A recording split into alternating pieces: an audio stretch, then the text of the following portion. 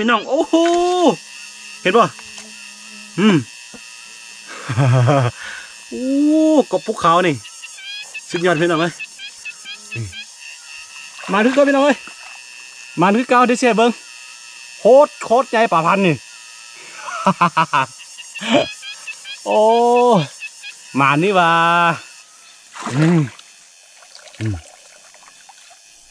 หาอยู่หากินหน้าแรงก็พอได้กิน1 2 3กบนี่อู้เอาไปมกใส่ส้มพดพี่น้องเอ้ยไปเฮ็ดอันเมนูของอาค่า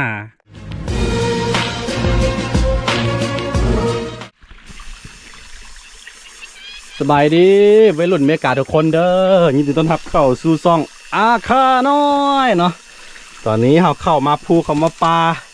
คือตอนมาก็ดีๆไว้แต่ว่าตอนมาหอดปลาปั๊บเนาะท้องฟ้ามืดครึ้มเลยนะนี่คือฝนแล้วดูแรงเนาะบ่ได้เห็นฝนมาหลายเดือนแล้วแต่ว่ามื้อนี้พอดีเขามาหากินมาปั๊บเลยสงสัยจะบ่หมานมื้อนี้เดี๋ยวลุ้นกันทุกคนหน้าแรงแบบนี้เขาสิมาจับปลาพันธุ์ภูเขานะทุกคนเอ้ยเนาะยามแห้งแล้งอย่างนี้มันจะมีบอเป็นจุดแล้วมันซีกองอยู่หั่นเนาะอยู่ใต้ตามอันใบไม้ที่ตกใส่น้ำบอเนาะมันจะมีกบจะมีป่าพันธุ์หลายพี่น้องเฮ้ยเจอรุ่นน้ำกันบู๊ว่ามันเห็นบ่มืดเลยที่จริงหากว่า2-3 โมง2 โมงแรงซื้อแต่ว่ามันมืดแล้วนะปัญหาคือฝนตกโอเคพี่น้องได้รุ่นน้ำกันนี่ที่จับตามนี้แหละจับมืดหน่อยได้พี่น้องเด้อ ว่ากันเนาะ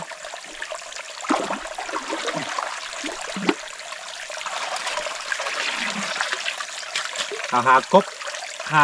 หาป่าพันธุ์ภูเขากัน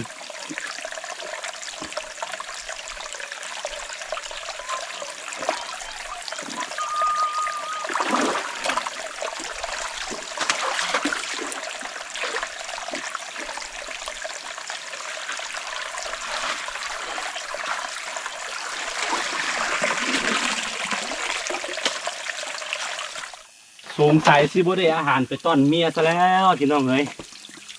ฝนเนาะฝนมาฝนแบบนี้มันสิบ่ค่อยมีปูมีปลามันยังได้นะมันจะเข้าไปบนลึกๆหมด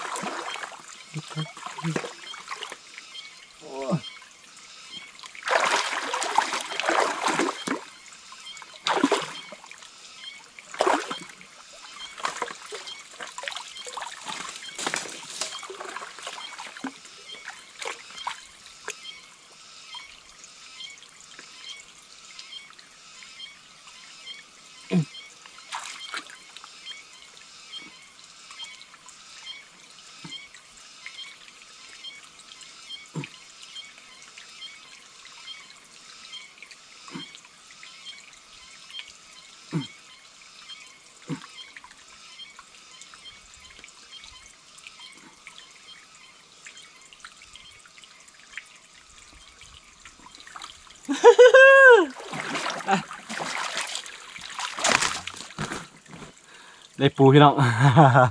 ได้อยู่ได้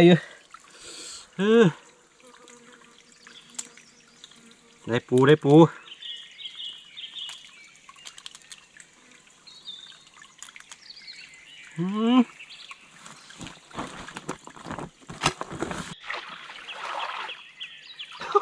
พี่น้องมันคือเก่าโอ้มันคือเก่าพี่น้องเอ้ยมันคือเก่าที่เสียเบิ้งโคตรใจป่าพันธุ์นี่ โอ้มานี่ว่า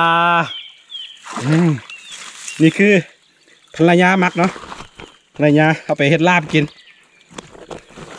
โอ้ไอพี่อีกตัวนึงตัวน้อยตัวนี้นะมันก็พี่น้องเอ้ยจะยากนิดหนึ่งเด้อเพราะว่าผมมีมือกล้องเลยตั้งกล้องเอง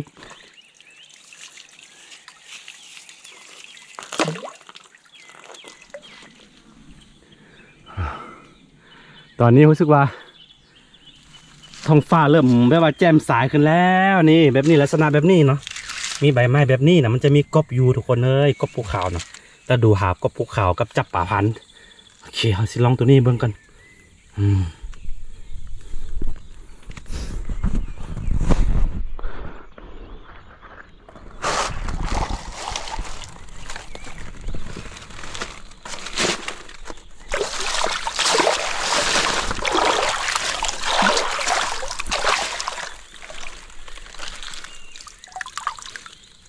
ตัวปู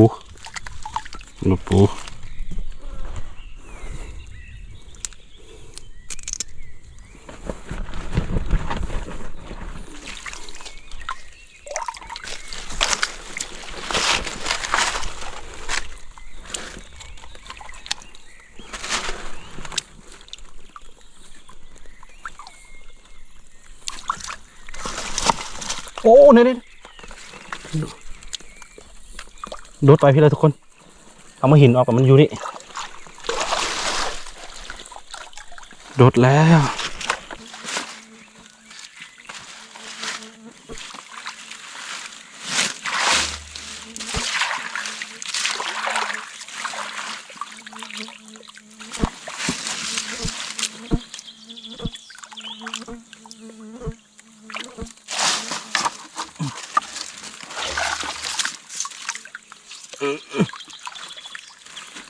ไอ้ยา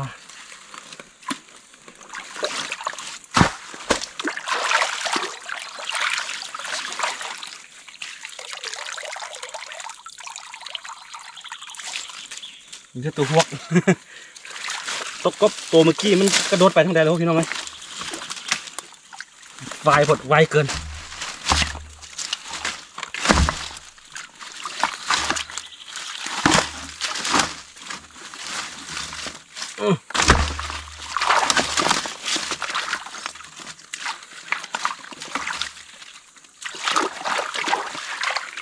โอ้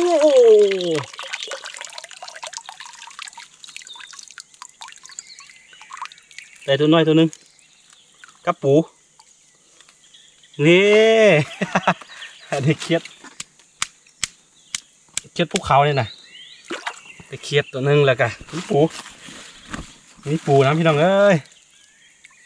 มีตัวหวกลายเห็นป่ะปูน้อยแต่ว่าเขาบอกเอาตัวน้อยพอดโอ้ลูกออดโคตรใหญ่โอ้ของมักอามาเลยนี่นะพี่น้องเอ้ยลูกออดโคตรใหญ่ตัวหวกน้องหอมหวกเลยพี่น้องเอ้ยนี่เห็นป่ะเอาไปมกกิน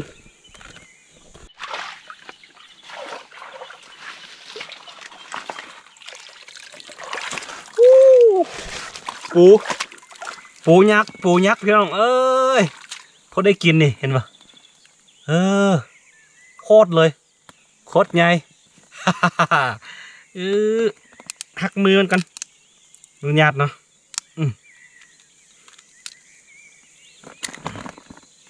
ฮัลโหลตัวใหญ่คักพอได้กินพี่น้องพอได้กินนี่แหละวิธีที่เขาเลือกนี่ลูกออดของมักมาเลยนี่ลูกออดกลับก่อนลูกออดในไทยมาใหญ่มันก็จะกลายเป็นกบมันแหละกบภูเขาคือเกาเบลมกใส่สมพดเด้อแซ่บได้พี่น้องเด้อ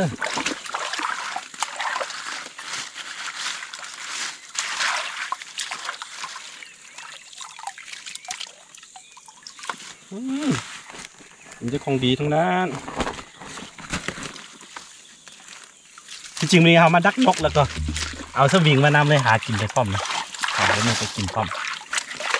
มาทั้งเถื่อเดียวได้2 เวียด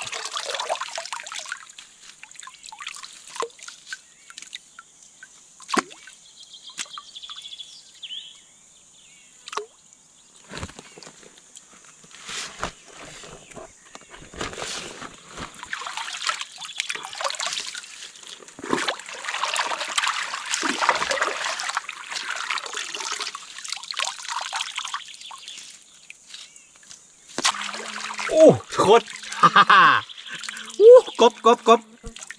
ใหญ่พี่น้องเดี๋ยวเบิ่งกบใหญ่กบภูเขานี่แหละนี่คือเราดูกันหากบภูเขาแบบนี้พี่น้องเอ้ยโอ้โหใหญ่แต่ตาพี่น้องโอ้โหเห็นป่ะโอ้กบภูเขานี่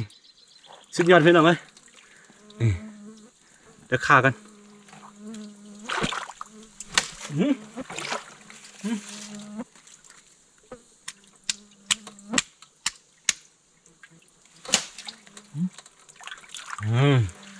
พี่น้องให้มันหูไปโคตรใหญ่ถ้าว่ากบภูเขาส่วนใหญ่มันหัวมันจะใหญ่กว่าเด้อบ่คือกบที่เขาเลี้ยงเนาะหัวมันจะใหญ่กว่าแล้วก็ตัวมันจะน้อยแบบนี้นี่เห็นป่ะนี่คือกบภูเขากบภูเขา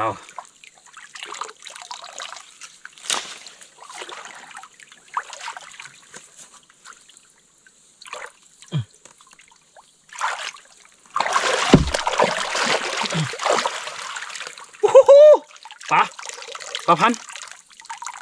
พี่น้องปลาพันเลยโอ้โคตรเลยเอ้ยหลายตัวเกิน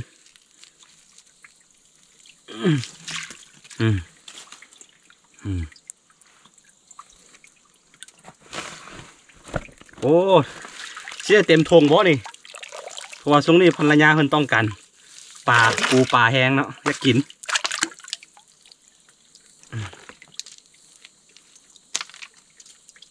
นี่คือหน้าที่ของผู้ยิงเด้อที่จริงเนาะอาฆาเขาถืออาฆาเขาผู้ใส่บไดีจับสวิงไปซ่อนปูซ่อนปลาแต่ว่าเขาบ่ถือ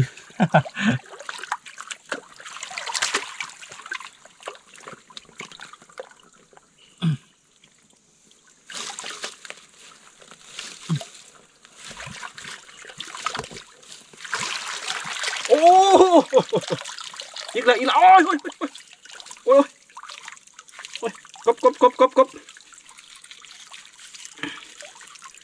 กบพี่น้องกบโอ้เก่งนี่ว่าอันไหน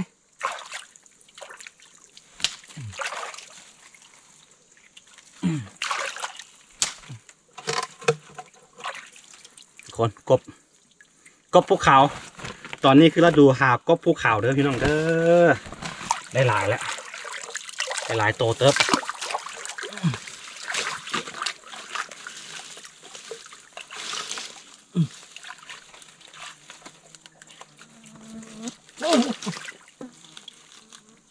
เอาหายมันโดนออกมาแต่แล้ว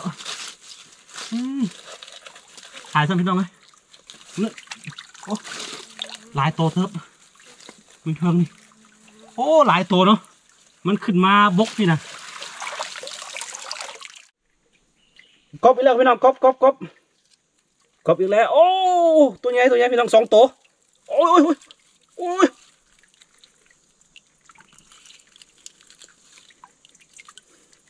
้มีปลาพันน้ำ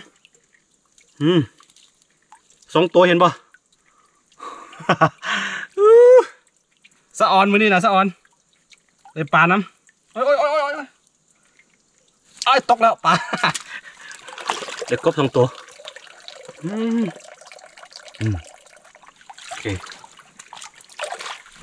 ว้า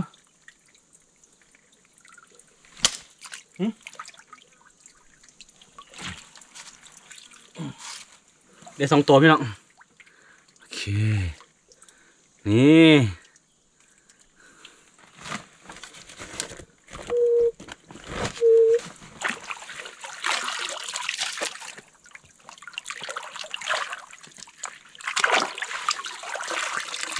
ปลาได้ขึ้นแล้ว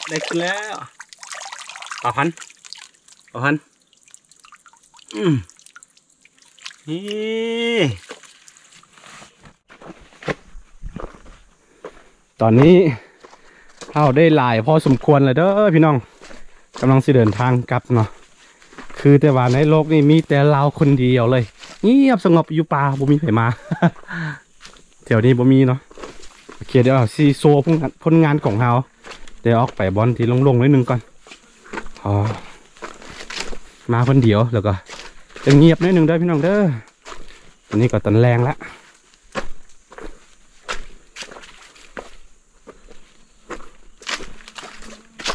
โอ้หลังจากที่เราเดินมาเราก็จะเห็นห้องห้อยที่ชาวบ้านเขามาหากินนะเห็นบ่นี่นี่คือขนนกเนาะก่อไฟอยู่นี่บ่แน่ใจว่ามันเป็นนกชนิดใดจะออกสีแดงๆแบบนี้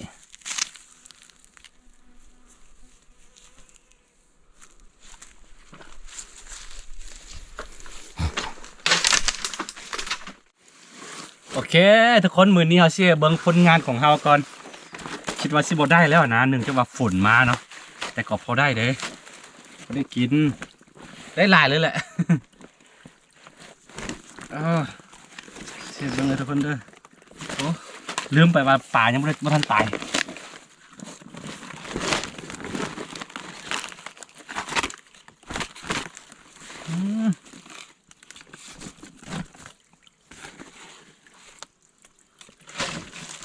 ซ้ำสิกินพี่น้องเดี๋ยวเสียเบิ้งกันนี่เห็นปะกบได้นี่กบได้นี่กบนี่แหละเราดูหากบภูเขาแล้วยำแรงแบบหน้าแรงแบบนี้เนาะนี่เห็นปะปลาได้นี่ปลานี่ปูนี่ไอ้ยาโอ้ซ้ำสิกินพี่น้องเห็นปะนี่แหละหาอยู่หากินหน้าแรงก็พอได้กิน1 2 3กบนี่อู้เอาไปมกใส่ส้มพดพี่น้องเอ้ยไปเฮ็ดอันเมนูของอาค่าพอได้มันบ่พอได้กินกบยายนี่กบภูเขามาแป๊บเดียว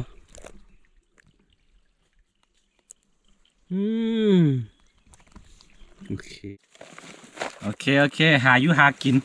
พอได้กินพี่น้องเอ้ยนี่เห็นป่ะโอ้ฮ่าเต็มเลยได้นี่ขนาดผู้หญิงไปหาเนี่ยมดมือบ่ได้ได้นี่ที่จริงมันเป็นหน้าที่ของผู้หญิงแต่ว่าทุกมือนี่แซมซ้ำนานกว่าผู้หญิงไปแล้วเพราะว่าหาตลอดเลย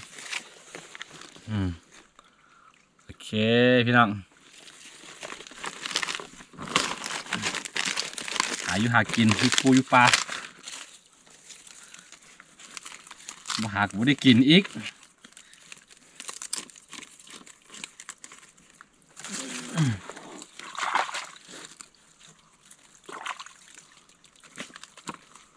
ถ้าใครว่ามักวิถีชีวิตแบบนี้ก็อย่าลืมเนาะกดไลค์กดติดตามซองอาคาน้อยไว้เด้อพี่น้องเวลาค่อยลงคลิปแต่ละคลิปเกี่ยวกับวิถีชีวิตแบบนี้ก็จะได้เห็นเนาะโอเคไว้เจอกันในคลิปหน้าทุกคนสบายดีอันนี้ต้องได้กลับบ้านแล้ว